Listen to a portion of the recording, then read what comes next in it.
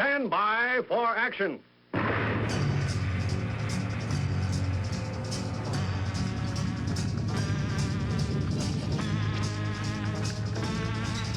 Ladies and gentlemen, my name is Dave Miller. I am the Unpleasant Blind Guy.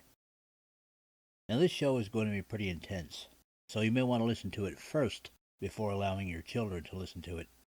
But it's important because we are being told that we have to accept the entrance of thousands upon thousands of migrant Mohammedans into the United States of America, as our friends in other civilized countries have been told that they must accept these migrants. And we are all being called thisists and thatists and thisophobes and thatophobes if we point out that the ideology that they follow is both contrary and a detriment to our countries. One of the main problems that individuals who follow the Islamic faith have is with animal abuse. Now, the progressive defenders will tell you that they use animal sacrifice in their quote-unquote religious ceremonies and that we have to accept that. And they will tell you also that we must accept their method for preparation of halal meat, which basically involves animals not being stunned, then being tortured to death so that their meat can be harvested. One of the other consequences of halal food being the funding of Islamic terrorism, but that's a different show. There are many examples of industrial-scale cruelty to animals inflicted by Muslims. I'm only going to give you a few. And yet I'm not going to run any of the many videos that are out there of Muslims conducting these atrocities. I'm just going to read you the stories, and links will be available, as with all supporting documents, at UBG Contact on Twitter. That's where you can contact me with comments, questions, show suggestions, awesome American suggestions. It is the main contact point for the show. And don't forget that I'm Dave Milner on Facebook at Connect with Liberty and the Tea Party Community. And I'm Agador, that's Aggedor, on Gab. Main story comes via Jan Rennie, and it's by Nikolai Sennels for Jihad Watch, dated June the 11th, 2017. Headline: Denmark. Extreme cruelty to animals in Muslim ghetto. Heads pulled off cats, kittens cut up, and intestines pulled out. Halal slaughter is a cruel example of Islamic culture's view of animal rights. Treatment of animals inside Muslim-dominated areas is another. I've seen cats being played football with. I've seen cats with their legs torn off and their eyes gouged out. We see cats that have had their heads torn off and ones that had skin ripped away or had their legs and back broken. This is how a woman working with the Danish Animal Protection describes some of the horrible treatment of animals in the Muslim-dominated area of Volsmose, a suburb of Odense, the third largest city in Denmark. The worst thing I saw was a bunch of kittens crawling around with their bowels hanging out because they had their bellies cut open, she says. Teresa S. Wilbert, Director of Danish Cat Protection, agrees that the area is unsafe, especially for cats. And I'll stop here, folks, to say that some apologists for Islam claim that cats enjoy special protection in the Islamic quote-unquote faith. This, and things you will hear later, put the lie to that. To continue. In Volksmose, the degree of abuse for cats is worse than elsewhere in Denmark. It is usually children below 10 years of age who abuse the animals, she says. Wilbert says that in 2016 alone, Cat Protection received 20 to 25 reports about animal abuse in Volksmose, but many cases are not reported, so the amount of animal cruelty is probably far greater.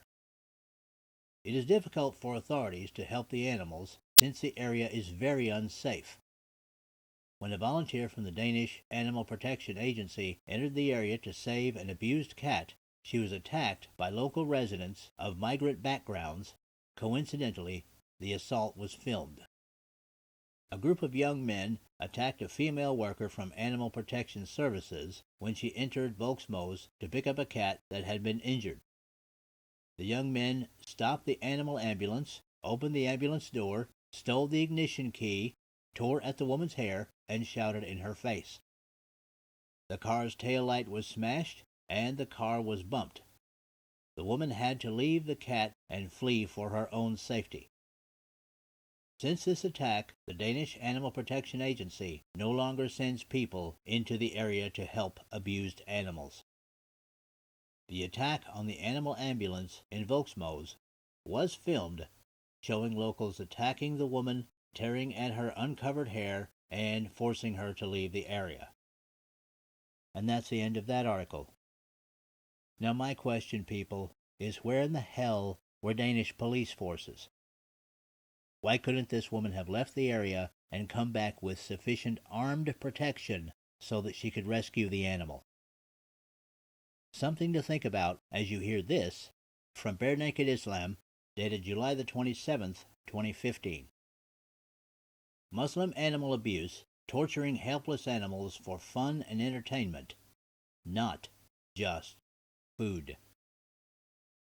Now, some of the videos at the below links may have been taken down by websites such as YouTube that often cave to Muslim pressure. None of the links are about barbaric, brutal halal slaughter, other than the photos below in the article. Just normal, everyday Muslim animal abuse. And what it's showing here, people, in this article, is what appears to be a camel being tortured to death in the streets. It takes a bit of a strong stomach just to watch this, but it takes an even stronger stomach to look at videos attached to some of the following stories. Sweden. 4 Tunisian Muslim savages behead and skin a cat and brag about it on Facebook and Twitter. Lebanese man tries to microwave cat. France. Muslim savage in Marseille films himself hurling a little cat against the wall of a building. Europe. Muslims declare jihad on all dogs. So we've been talking so far, guys, about cats, and I know that there are cat haters out there that are going, well, who cares? It's only about cats. No, dude. If that's what you think, then you know nothing about Islam. Muslims consider dogs to be unclean, so they're even more in danger of torture and death than cats. So it might be time for you to perk up and listen. Morocco. Look what happens when Muslim scum start throwing rocks and bottles at 2 German shepherds out walking with their owner. This happens a lot, people. I'll just tell you that there are some Muslim areas where there are actually signs posted telling people not to walk their dogs nearby. Good advice because of what happens to these dogs sometimes, particularly when the police do nothing about it. Here's another one. More Muslim animal abuse, setting a donkey on fire for fun. UK. Muslim thug cuts off his puppy's ear after a fight with his girlfriend. UK. Muslim beats the crap out of his sweet Labrador puppy. Viewer discretion advised. Iran. To increase business at the zoo, live donkeys are fed to the lions every Thursday. Kuwaitis go on a rampage and massacre more than 30 dogs. One from Wild Bill for America. Dead dog jihad coming soon to America. And I got news for you guys. This article was put together in 2015.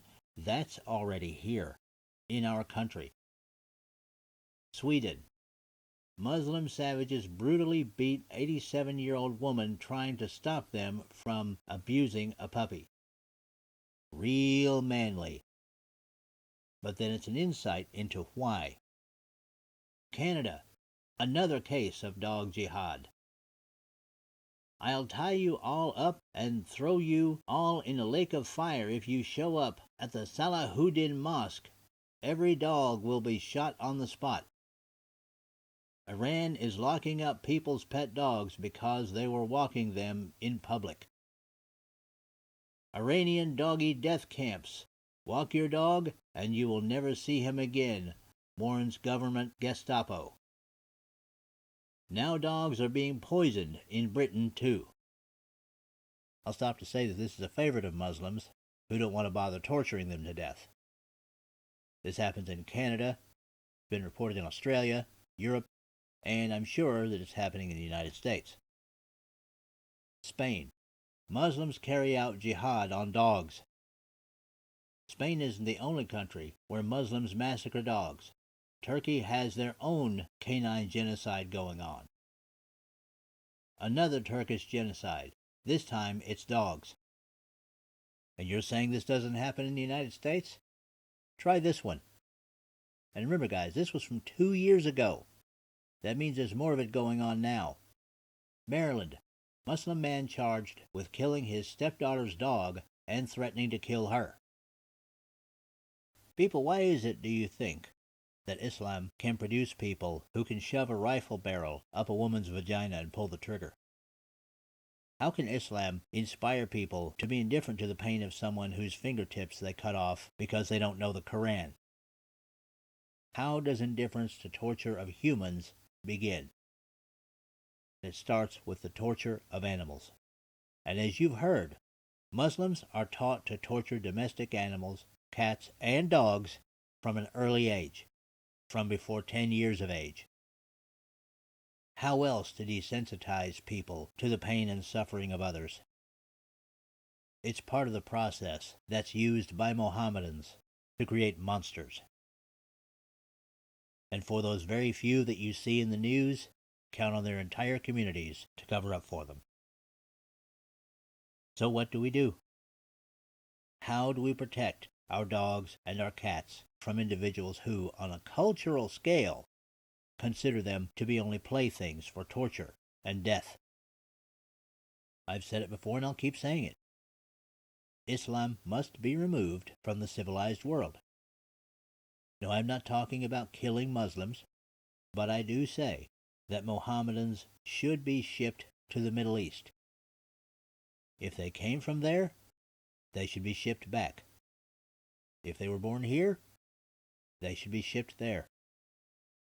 People, animal abuse, just like female genital mutilation, just like forced marriage, just like slavery, is unacceptable in the enlightened American culture of the second decade of the 21st century. Time we affirmed that and did something. Now it's time to stop talking about animal abusing zeros and highlight a selfless hero. That's right, it's time for an Awesome American segment. And this happens more times than you might think. This time's Awesome American is unknown. Not that I don't try to get the identity of these great people, but sometimes they don't stick around for the kudos. Check out this article by Carmen Duarte for the Arizona Star, dated June the 30th, 2017. Headline: Good Samaritan rescues baby from locked car, parents shopping in Walmart. A 10-month-old baby girl was rescued from a locked car by a Good Samaritan at a Walmart parking lot on Tucson's South Side Friday while the parents were shopping in the store, police said. The baby was assessed at about 4:30 p.m. by Tucson Fire Department paramedics and was in stable condition, said fire spokesman Captain Julian Herrera. The child did not need to be taken to a hospital, Herrera said. The baby was crying and sweaty and hot, said Herrera, adding that all were thankful in this instance. Tucson police officers were speaking with detectives about the incident which occurred at the Walmart at 1260 East Tucson Marketplace Boulevard, said Sergeant Pete Dugan, a police department spokesman. He said police will notify the state's Department of Child Safety. The parents, who are from out of state visiting family, were not aware that the baby was in the back seat of the car, said Dugan. There was a miscommunication, and the parents believed their child was left with family before they left to the Walmart, Dugan said. It was a bad accident, and the family is very distraught, Dugan said. I'll stop here to say, I'll leave it to you guys to decide whether there was a miscommunication. But to continue, at the time of the incident, it was 102 degrees at Tucson International Airport, according to the National Weather Service. Dugan said that shoppers at the parking lot first spotted the child in the back seat of the car, and the child appeared to be in distress. The shoppers started yelling to store employees, and another Good Samaritan walked up to the car and smashed the window and gave the baby to store employees and left, said Dugan. Governor Doug Ducey signed a law that goes into effect August 9th that says a person cannot be sued for breaking a window of a vehicle to rescue children or animals that may be in imminent danger of suffering physical injury or death. One of the things that happens all the time, people, in the United States of America, is that they're ordinary people, people like you and me, who don't get the accolades, don't get pats on the back, sometimes don't even get a thank you, and yet selflessly serve others in everyday acts of kindness, heroism, or charity. No one but God sees what they do, and they're fine with that. That commitment to service to others is the true mark of an awesome American. And that's it for this time. I appreciate each and every one of you. Thank you for listening, and may your God go with you. Goodbye. The Unpleasant Blind Guy is copyright 2017. Anno Domini.